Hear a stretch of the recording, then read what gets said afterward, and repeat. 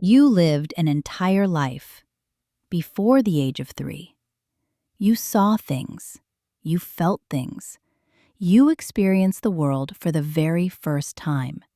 And every single moment of it is gone.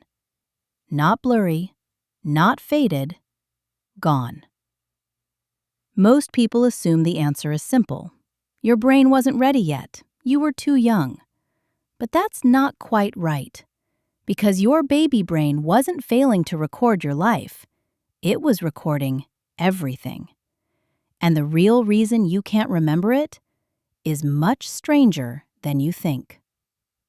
In 1905, Sigmund Freud gave this phenomenon a name: infantile amnesia. The idea that we forget our earliest years. But for a long time, no one really understood why. Then scientists started asking a different question. Not, why can't we remember? But, were those memories ever there in the first place? The answer is yes, they were.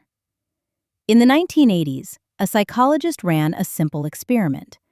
She tied a ribbon from a baby's ankle to a mobile hanging above their crib.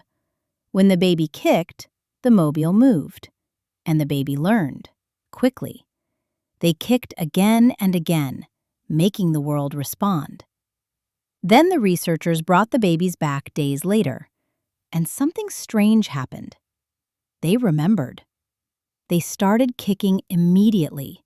No relearning, no hesitation. Even 2-month-old babies could hold that memory. 6-month-olds remembered for weeks.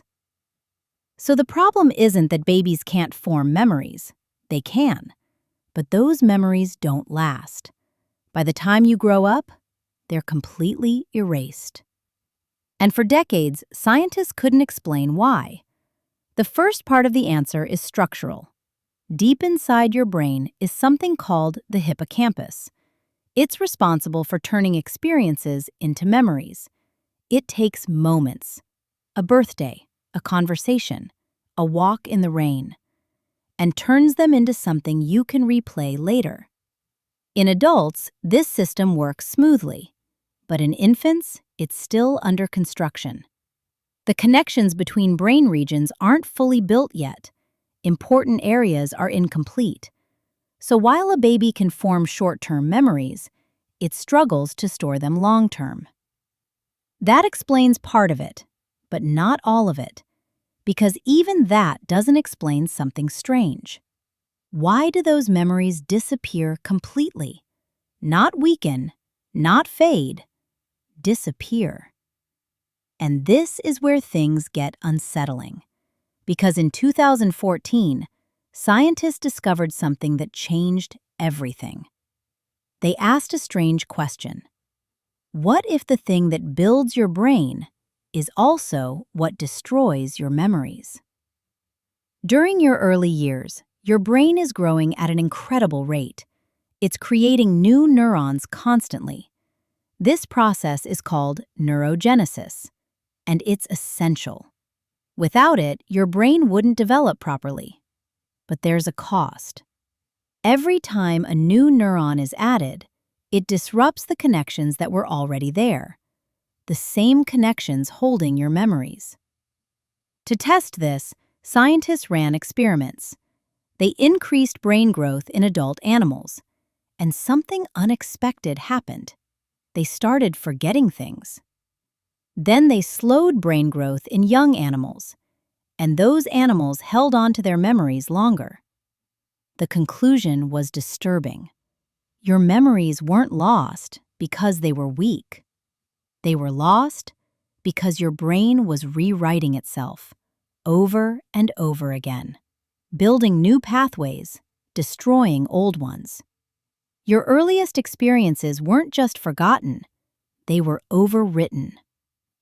But that's not the end of the story, because even if your brain could store those memories, there was something else missing, something fundamental: you. To form a memory the way you experience it now, you need a sense of self. You need to understand that I am here. This is happening to me.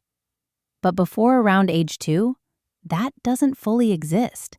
There is no clear you yet. There is experience, but no narrator, no identity organizing those experiences into a story. Psychologists demonstrated this with a simple test. They placed a mark on a baby's face, then showed them a mirror.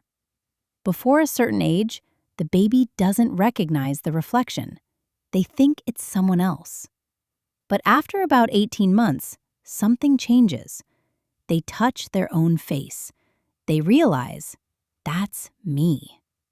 And that moment is when real autobiographical memory begins.